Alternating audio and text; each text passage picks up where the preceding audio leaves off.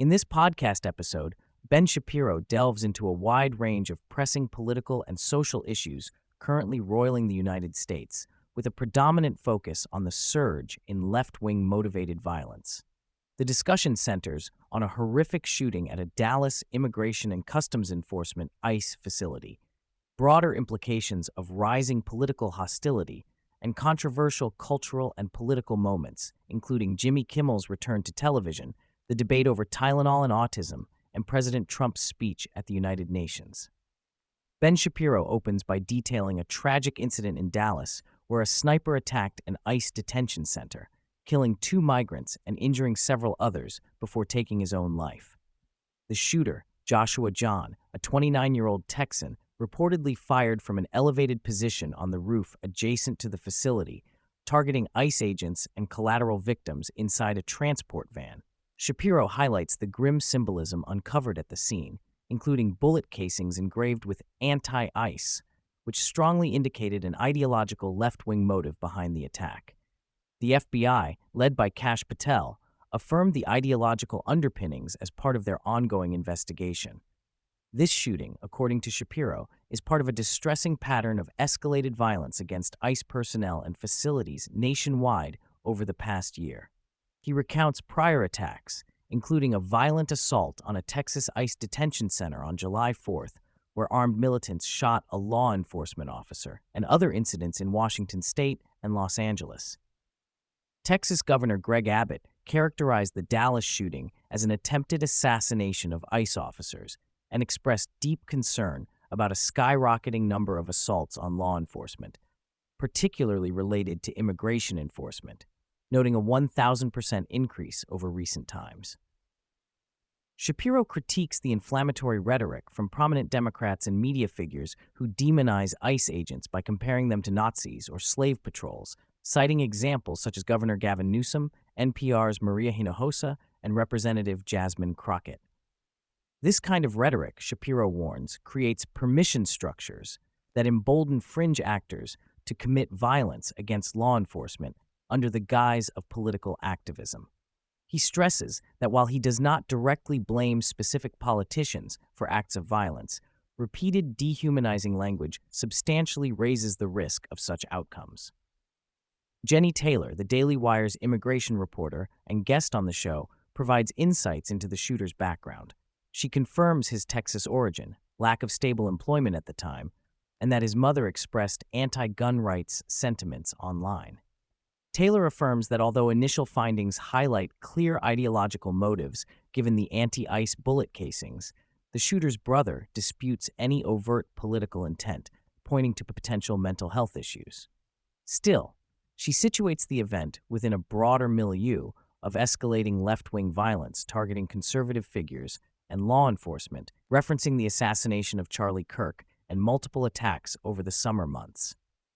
Ben Shapiro expands on the underlying political climate fueling division and violence in the United States.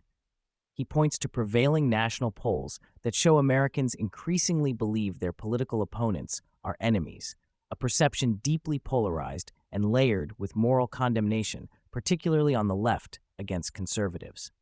This dynamic has intensified since about 2013-2014, worsening the chances of bipartisan dialogue and contributing to widespread mistrust. Shapiro argues that the left has for years treated conservatives as existential threats, pushing them toward fringe rhetoric, which ultimately normalizes hostility.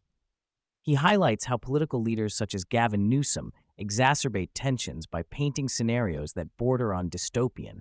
For example, Newsom's warnings about Putin-style elections and dystopic notions of the republic ending if Republicans win federal power.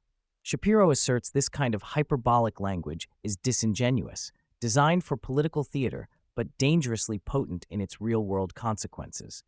He also describes incidents of escalating conflict on college campuses, such as a near riot at Tennessee State University sparked by a debate on diversity, equity, and inclusion topics, showcasing how ideological disputes spill into aggressive behavior and physical threats, underscoring the deep fractures in American society. Transitioning to media and culture, Shapiro covers the recent controversy surrounding Jimmy Kimmel's temporary suspension from airwaves by several major affiliates, including Nexstar and Sinclair, after politically charged segments. Kimmel had controversially appeared to accuse MAGA supporters of indirectly fostering violence, such as the assassination of Charlie Kirk. Although public outrage from the left decried his suspension as a threat to free speech, Shapiro enters a nuanced critique, expressing distaste for Kimmel's rhetoric but opposing government interference in broadcast media. Kimmel's return was marked by a partial apology and praise for Erica Kirk's forgiveness of her husband's assassin, reflecting moments of grace amid political turmoil.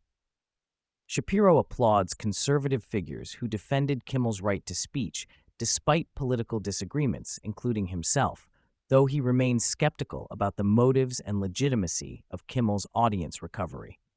He also notes the broader implications of FCC involvement and political censorship pressures, highlighting investigations into government pressure on platforms like Google to remove content. Shapiro warns that mutual distrust intensifies when government agencies are perceived as weaponizing policy against partisan foes, leading to escalating cycles of suppression and retaliation.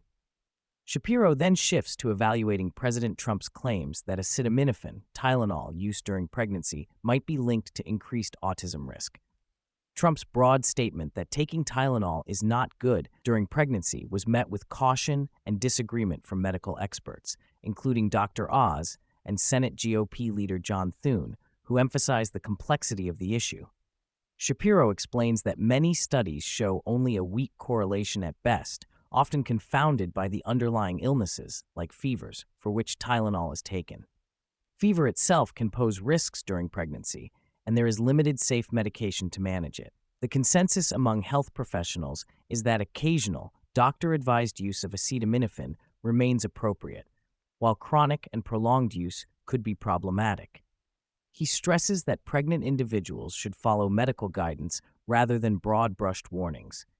The episode highlights expert commentary, debunking myths, and urging reliance on rigorous scientific evidence over politicized claims, reinforcing that no definitive causal link between Tylenol and autism has been proven. The episode closes on an international note with a report on President Trump's recent speech at the United Nations, which was marked by technical difficulties like a stuck escalator and a frozen teleprompter. Trump used the moment to criticize the UN as ineffective and a failed institution, arguing that it has never lived up to its potential, especially in conflict resolution and peacekeeping. Shapiro agrees, calling the UN a terrible invention that has contributed to global dysfunction, given the veto power of nations like China and Russia. Trump condemned the UN for funding refugee flows into Western countries, accusing it of funding groups hostile to those countries, and warned of the damaging policy decisions in Europe, including mass migration and green energy initiatives that jeopardize energy independence. Shapiro praises Trump's foreign policy approach, highlighting its emphasis on pragmatic responses to Russia's invasion of Ukraine. Trump urged NATO members to take assertive actions to defend their airspace and backed substantial support for Ukraine's defense, reflecting a nuanced but firm stance on the ongoing conflict.